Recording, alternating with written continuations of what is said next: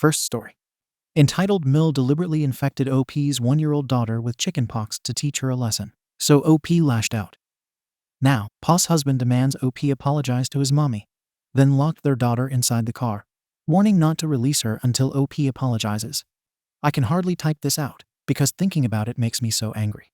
Earlier this year, my husband 31M and I decided to spend Christmas with his family for the first time since my daughter was born last September.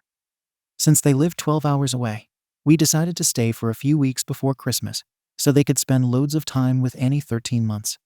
We arrived early like we planned, and everything was great. I've had a few disagreements with my mother-in-law Trish 56F in the past over my parenting style. She criticized me for using disposable diapers, buying baby food from the supermarket, and not raising Annie as an organic baby, but everything seemed great. After a day or two settling in, my husband and I decided to pick up a few gifts from a mall around an hour away before the last-minute rush kicked in. My father-in-law 60M tagged along. Trish said she was happy to take care of Annie. We got back a few hours later, and Annie was down for a nap on a blanket I didn't recognize. Trish said one of her friends dropped by and gave it as an early Christmas gift. It looked pretty old-worn, but I figured one of her hippie friends was just recycling it. The next 2 weeks were fine, aside from Trish making a point to prepare meals for Annie from scratch. I mentioned this to my husband, and he said to just let her be. Annie mostly mushed the food Trish gave her with her hands through the bowls on the floor, as she's been doing at the moment. Trish said it would take her a while to get used to nutritious meals. I was getting sick of her meddling, but it was only for a few weeks, so for the sake of the holidays, I let it slide. The day after Christmas, Annie was really unsettled and wouldn't stop fidgeting and crying. I took her temperature, and she had a fever, so I kept an eye on her for the next few days, and it thankfully started to go down. This morning, she started to get a rash and blisters on her arms and legs, and I freaked out. I was packing a bag to drive to see a doctor when Trish asked where I was going. I told her Annie had a rash, and I was taking her to see a doctor. She got a weird smug smile on her face and told me there was nothing to worry about. When I asked her what she was talking about, she said without even looking at Annie that what she had was just chickenpox. I asked her how she could possibly know that, and she casually admitted one of her friend's grandkids had chickenpox a few weeks ago. So she asked them to wipe a blanket over the child's arms, legs, and face and bring it to her house. At this point, I couldn't believe what I was hearing. So I asked if that blanket was the gift Annie was sleeping on. She said it was. I lost my SHT. To be honest, I don't really remember what I said because I was up most of the night for 2 days checking on Annie. I just unleashed on Trish, asking what the F was wrong with her. My husband and father-in-law came to try to calm things down, and Trish dug in her heels and said chickenpox was the best and most natural thing for Annie to build up her immunity. I already have a vaccination schedule in place with my pediatrician, and she was booked in to get immunized for chickenpox at 18 months. We drove to see the doctor, and he confirmed she had it. He said I'll have to cut Annie's nails short and might have to tape socks on her hands while she sleeps because kids so young can scratch until they bleed, and that will leave scars. On the drive back, my husband started making excuses for Trish, saying that she was only doing what she thought was best. I couldn't believe he was defending her, and we fought most of the way home until I told him to stop talking to me. Annie's been scratching like crazy, and I just had to tape socks over her hands. Trish tried to talk to me when we got back, and I told her to get out of my sight. We were meant to stay until Wednesday, but I just finished packing up our stuff so we can leave first thing in the morning. I'm so angry I can't even think. Whenever I hear Trish moving around in the kitchen, my heart starts beating faster, and I feel like going out there and grabbing her by the hair. I don't ever want to see her again or let my daughter see her again. What can I say to make her and my husband realize the enormity of what she's done? I don't think I can speak coherently to their faces until Annie gets better. TLDR. My mother-in-law deliberately infected my daughter with chickenpox. I'm so angry I feel like physically harming her. I need advice on what to say to make her realize what she's done. Relevant comments. When asked why her son wasn't vaccinated for chickenpox, she's up to date on her vaccination schedule. She was vaccinated for measles a month ago and booked in to get the chickenpox vaccine at 18 months old, as normal. Top comments. Fruit punching. If someone did this to my child, deliberately infecting them with a disease without discussing it with me, with the malicious intent of undermining my parenting to teach me a lesson, they'd never see my child for extended periods or unsupervised again. Deleted. Your husband better step up and act like a father and stop acting like a son. Update. Thank you to everyone for your comments, inbox messages, and advice after my original post. I read all the comments and messages, and they genuinely helped, especially the home remedies on how to stop itching. Since my first post was locked and deleted, I hope it's okay to briefly summarize here. Over the holidays, my mother-in-law Trish 56F deliberately infected my daughter Annie 1F with chickenpox by wrapping her in an infected blanket while she was left alone with her for several hours. Trish didn't tell anyone what she had done until Annie came down with a horrible fever and rash. Annie was booked in for her chickenpox vaccination at 18 months. But Trish thought what she did was 100% normal, despite the fact it's caused Annie significant pain and distress, and now scarring to her face and arms. When I found out what she did, I was livid, and had a shouting match with her, and packed up our things to leave the very next morning. It soon came out my husband Jack didn't think Trish had done anything wrong. On to the update. I didn't think it would be possible, but things got worse. I got up first thing the next morning and started packing our stuff into the car. Once I opened it up, I kept the keys in my pocket since I was going in and out. Usually we use Jack's set and leave mine in my bag. While I was packing, he sat in the kitchen with Trish and my father-in-law 60M and chatted and had coffee like nothing was wrong. Annie was mercifully still asleep, so I just gently belted her in and closed her door when Jack came out and asked if I had everything. I said we were good to go as soon as he was. He said okay and calmly took out his key set and centrally locked the car, locking Annie in. I asked him what the hell he was doing, and he said we wouldn't be leaving until I apologized to Trish. I think I was stunned into silence because he then took the chance to rehash what he said the previous day. That Trish thought she was doing what was best, that chickenpox doesn't kill you, and that I was making a bigger deal out of this than I needed to, making Trish feel bad. Yes, making her feel bad. All the comments from my last post were swirling around in my head, and I told him he needs to stop being a son and start being a father. He screwed up his face and said he would always be Trish's son. And that was the point, that nobody should speak to his mother the way I had the day before, and I needed to apologize to clear the air. I felt like I had entered some kind of weird twilight zone where I had accidentally married a 9-year-old instead of an adult man. So I just asked him to open the car so we could leave. He repeatedly refused, then walked back inside and said he would see me in there when I was acting more reasonable. You can probably guess what happened next. I'd left my bag on the passenger seat, so he probably assumed my keys were in there. Nope. I waited 30 seconds, then just hopped into the car and drove away.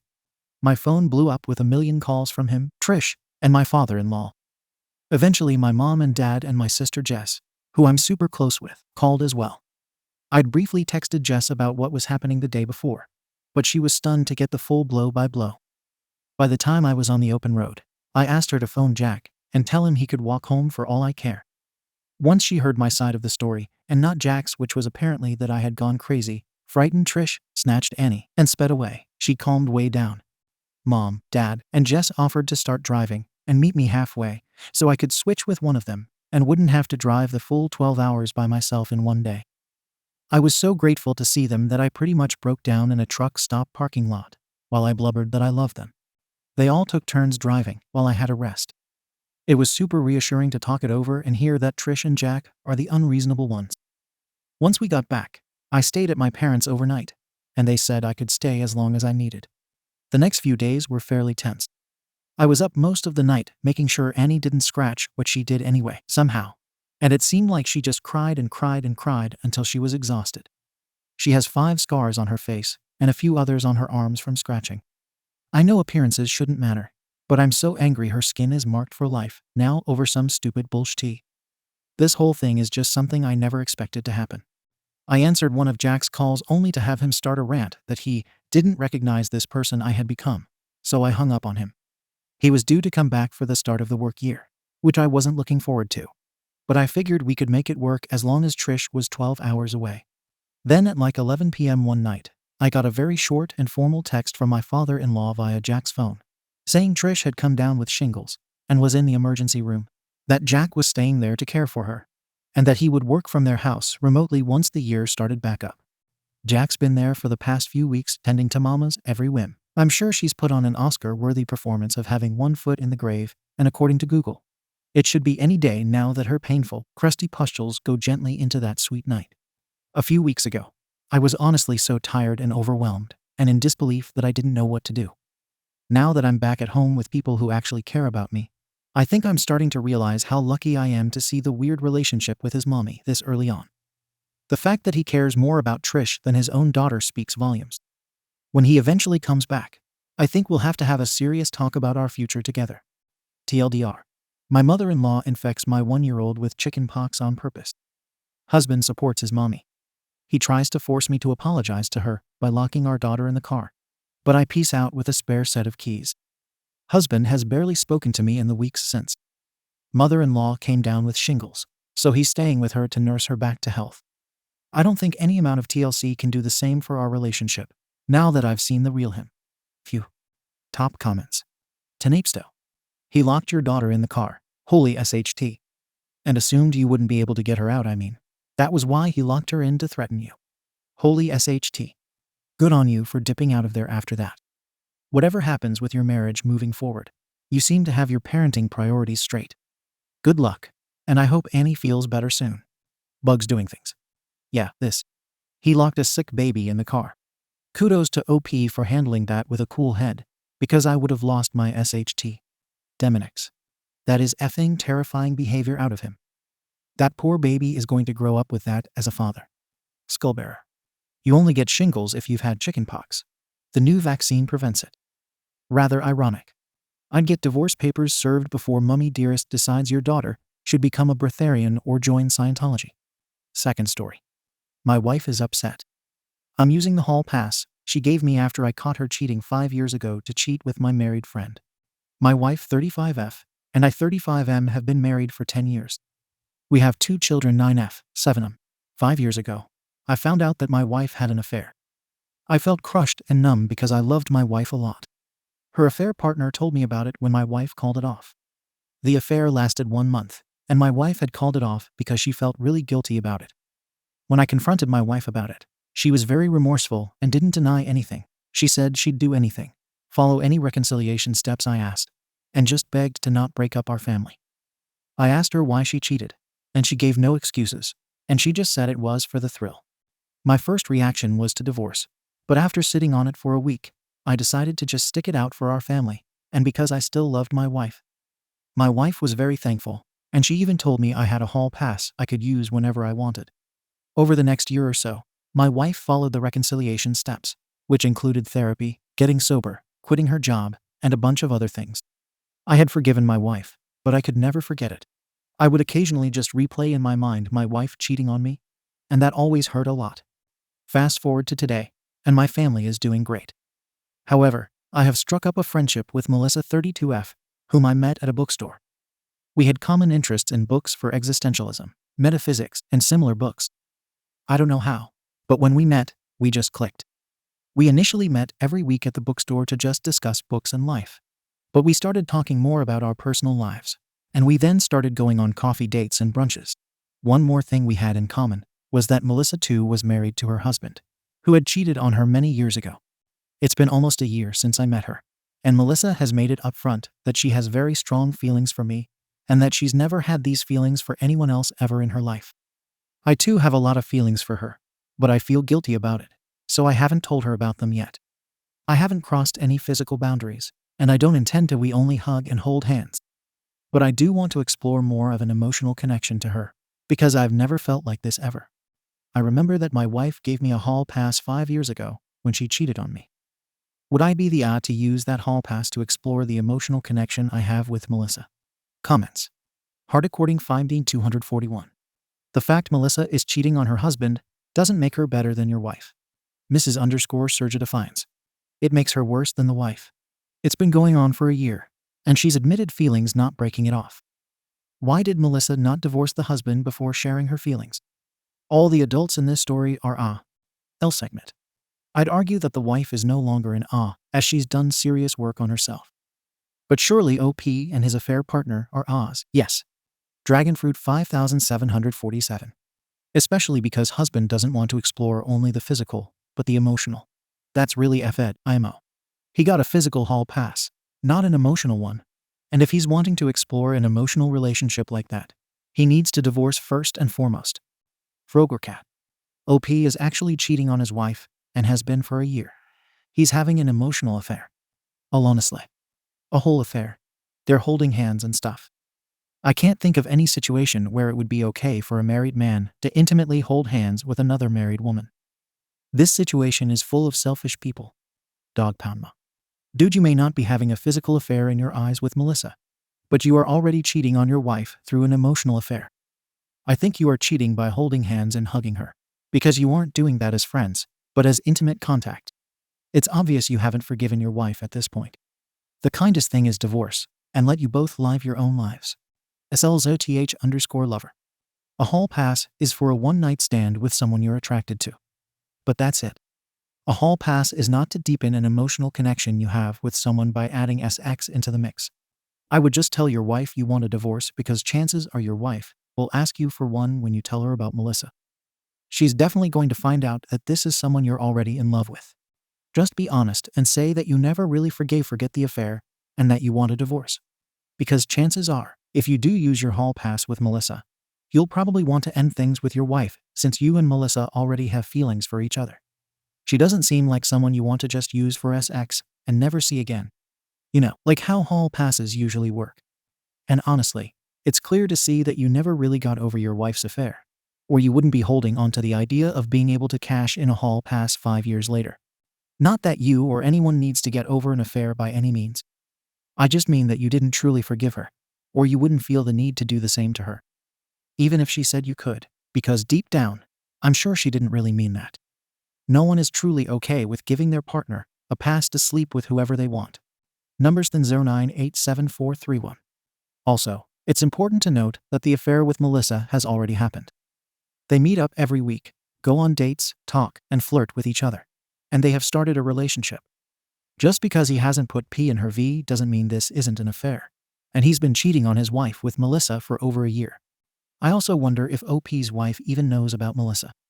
He probably just meets up with a friend, but completely lies about her name and her gender.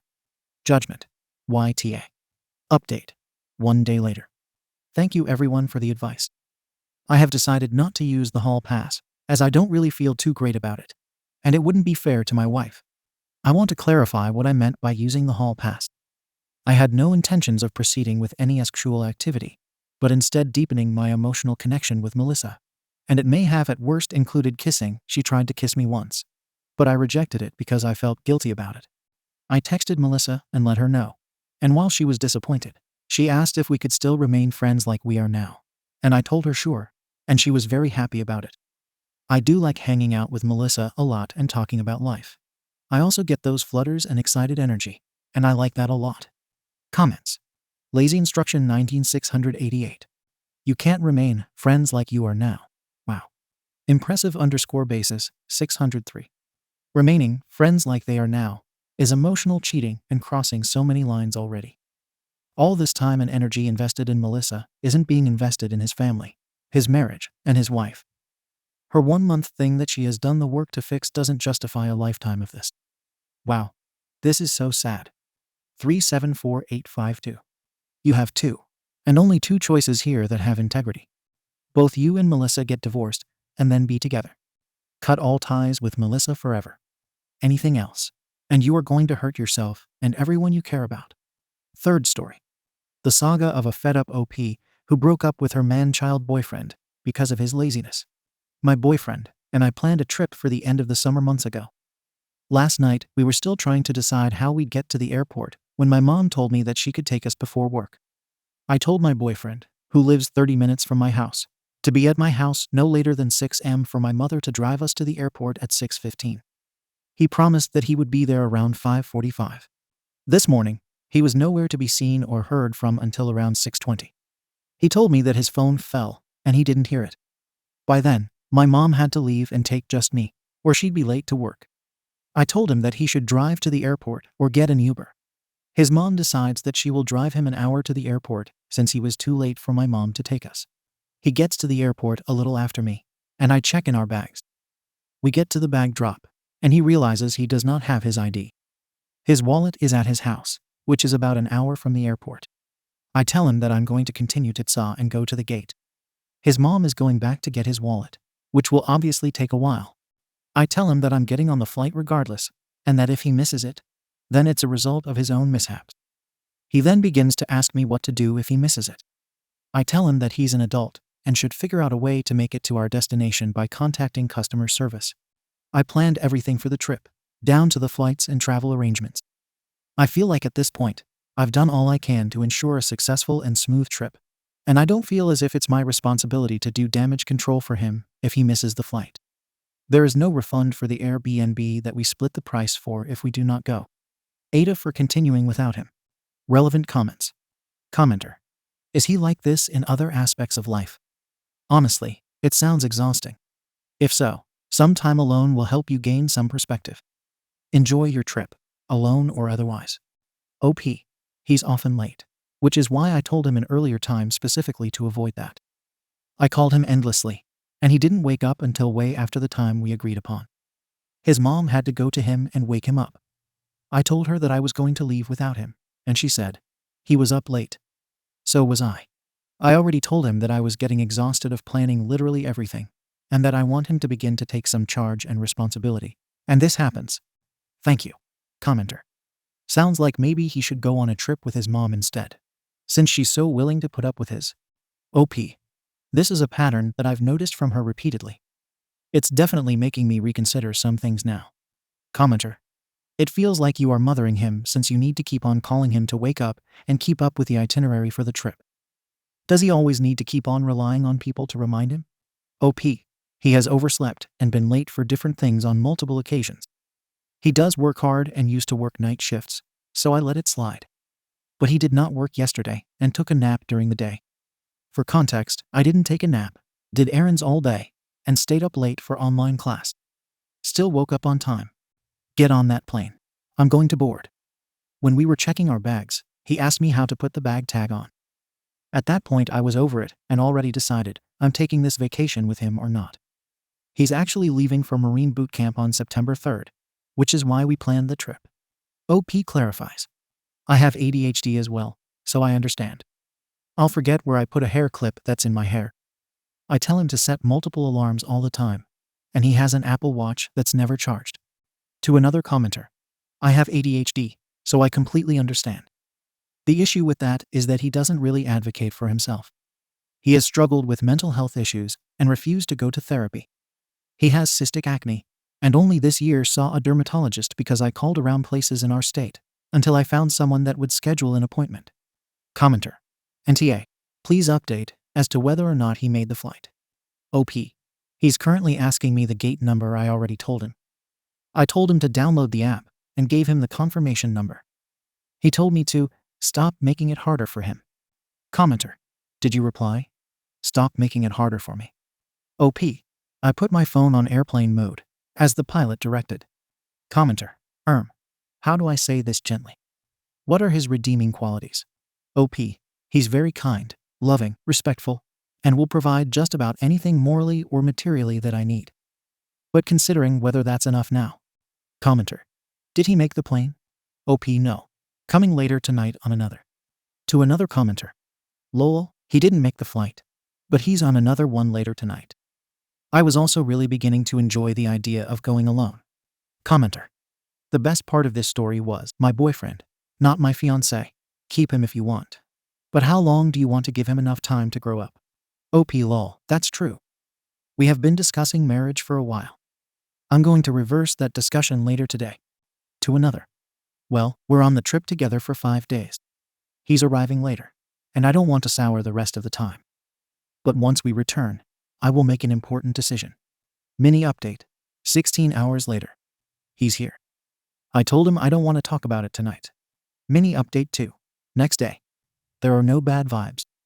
We had a conversation, and he agreed with my concerns. Update. 4 days later. This is long, but asked for. Skip the first body of text if you read the OG post. I think the trip, despite the mishaps and the conclusion that I'm going to come to at the end of this note, was eye-opening for me, and I'm grateful for it. I have had a track record of misjudging and misinterpreting behaviors, and I promised myself that it wouldn't happen again. So I set my boundaries early. The trip began with him oversleeping, and therefore not meeting me at my house to carpool to the airport. Not a heinous act in itself, but something that has happened multiple times on different occasions. Once he finally awoke and met me at the airport late. He discovered that he did not have his wallet. The most important thing to have when traveling. Wondering how someone could forget something so essential. I waited for him to look for it to no avail. He called his mother, blaming her for rushing him in the morning, which could have been avoided by him being a responsible adult and waking up on time and preparing his things the night before and not taking any accountability. Luckily, she came to his rescue. But not soon enough. He had to rebook his flight and arrived later that day.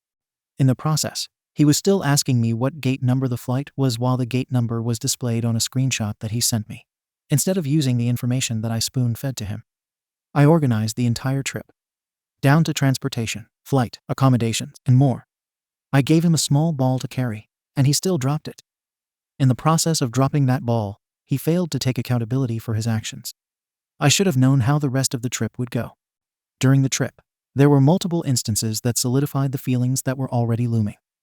Outbursts of anger that were followed by childlike behavior and excuses. When confronted, there were only excuses and a lack of accountability. All followed by, "But I'm trying so hard," and "What am I doing wrong?" despite the issue being directly explained. He lost his debit card, and despite my efforts in tracing his steps, calling businesses we visited, and everything, he stormed off ahead of me in range, leaving me behind, walking alone on the street. When I explained why that bothered me and was unacceptable, here came more excuses and rambling about how he didn't mean for it to happen but still did it. While walking to different restaurants, he cussed at men who'd even look at me, stare them down and almost cause a scene. He misplaced his wallet before dinner and acted in the same rageful manner, cussing, slamming things, throwing items around instead of calmly looking for his wallet. I sat there in disbelief, as this behavior had not been something I had seen before. I told him that this was unattractive and demonstrated a lack of control and emotional maturity. More excuses. There are probably more examples that I could use, but they're fleeing my mind. It's the night before departure. I'm in tears. It started at the beach. We decided to take a night swim. All was well, until he lost his ring in the ocean. Luckily, I was right next to him, so I was able to quickly use my hands and grab it. He got out to put it in the sand smart, right? Once we were done, he got upset that I sent his mom a video of him dancing. I walked away because I didn't want to hear it. He then called me back to tell me that he lost his ring in the sand. We look for the ring by we. I mean me on my hands and knees and him walking around with a flashlight. I finally find it. We begin to walk back to the room. I say, "Can I say something serious? I am beginning to feel like your mother sometimes, keeping track of your things and helping you do damage control." He responds with a lot, how I didn't have to help him, how I don't acknowledge everything he's been doing like calling Ubers and paying for things, how I'm not like his mom, and how he didn't ask me to do anything. In anger, I tell him to F you and walk away. Yes, I know this is unkind, and I did apologize for my behavior later. I walk to the room alone. He begs me to talk when he gets there, and I don't want to. I shower and tell him one thing. This trip has really made me reconsider whether I want to be in the relationship. He goes berserk, begging me please to talk to him, saying that I don't acknowledge all the good he's doing, on and on. I tell him that I don't wish to have the conversation, don't wish to be touched, and want to be left alone. Here, I also apologize for my rude words without making any excuses. He tells me I'm always rude prior to dating. I did use harsh words when he showed up to my house unexpectedly and demonstrated other signs of emotional immaturity and ignored my wishes. He begins to try to hug me. I tell him to get off of me. He continues to touch me as I try to lay down in the bed, trying to hug and hold my hand. Here, I break down in tears. I run to the bathroom and begin to sob. I come out, as he's continually crying and begging me to talk to him. He begins to raise his voice and make a scene. I run to grab the pull-out bed from the closet to sleep on. He blocks me and pushes the bed, telling me I don't need it. I get increasingly aggravated because I'm being blocked and tell him to move out of my way and leave me alone. He doesn't, and he protests by sitting on the pull-out bed. I rip the comforter off of the actual bed and make a bed on the floor. He takes the blanket and pillows from under me, saying he won't let me sleep on the floor. He continues to yell in my ear for me to get up, that he loves me, and put everything behind us while he keeps pulling the pillow that I reclaimed. He has finally left me alone on the floor, leaving for the airport in 3 hours. Relevant comments. OP clarifies. I was thinking about changing my flight, honestly. I am still trying to figure out the logistics of a breakup, like how and when that could happen. After OP checks on other flights. The flight we have is the earliest of the day. There are others, but no confirmed seats, only standby. Commenter. That's only going to escalate in future arguments. Get home safe, please, and never see this man again. OP. It's concerning because the type of rage that was ignited in me is the type that has only come out with past exes. Being cornered and my personal space violated is something I just cannot do at all. I will say that I did try to push him out of the way, maybe I shouldn't have, and raised my voice, because I was afraid that his yelling would get us kicked out. Our reservation has a quiet hours policy. Get the hell out of where you are staying. I was thinking about this. The airline is under my name. I already know that I can't really trust him with following the closing procedures, so I'm worried about incurring a fee if he leaves something incomplete. Also, if I get up now, I know he will try to prevent me from leaving. We will still be on the same flight in the case that he does get there on time. He is still awake now, and the Uber comes in an hour. Commenter. You had every right to express your anger and frustration. Women are raised from girlhood to be nice, get along, and keep the peace. The time for that is over. It's now F this SHT time. Stop being nice. Be blunt. Be rude if you have to. You need to get him the hell away from you. And you need to never believe his sniveling. I'm trying bullshit again. OP. I told him F you earlier. When I told him that I felt like I was his mom, and he said, you didn't have to help me look for the ring. I just asked for help. He said I was rude, and that he would never speak to me like that, and that his friends tell him to leave me because of how rude I always am to him. He also called me rude because I left the room and had the key, and he had to get someone else to let him in. I admit that I have cussed him out prior to dating because of his emotional instability, him messaging me incessantly and me saying, leave me the F alone, or things along the lines of, you need to get therapy and leave me alone. I just could not take one more lame excuse for a concern of mine. Commenter. If you feel unsafe, record a future conversation and send it to his mom. OP. I just thought of this. Hours later. Although I do feel like it will not change anything. When he walked away from me the other day, I told her, and she told me to just be happy with him and be in love and work things out. She makes excuses for him constantly. Commenter. When I read your first post, I was concerned. He sounded like a teenage gamer. But during the holiday, he was very aggressive. Time to get out. Just block him on everything. Why I talked about talking to his mom was because she has enabled his behavior for his entire life. She knows what he's like. OP. Yeah. There was an instance recently when we went to a soccer game where he was aggressive. He had drinks, and some guy was bumping into him. I was sober and believed it wasn't intentional. I witnessed the entire thing, but he swore the guy was bumping him on purpose. It was a crowded game, and we were exiting. Everyone was touching someone. He began to heavily body check the guy back with extreme force. He went to the bathroom, and the guy came up to me and told me that my boyfriend is going to meet the wrong person one day. So embarrassing. I should have audio taped. I feel stupid now. However, I feel like she would definitely make an excuse for him nonetheless. Commenter. Why did you start dating someone who couldn't be respectful even before you were dating? OP. He wasn't like this before. The aggression is something I haven't witnessed. Commenter. I meant the showing up unexpectedly and ignoring your wishes. What got you past the red flags and into this? I'm not trying to be mean. Just understand. OP. I guess the apologies, and giving the benefit of the doubt that so many people were upset that I didn't give him in my initial post. I do like to give a first and even second chance. I'm not perfect and don't expect my partners to be. He apologized for the previous behavior and made certain strides in areas, but obviously not the ones that mattered the most. Commenter. Serious question. Is he an alcoholic? He dated one, and on a mini vacation he acted just like this.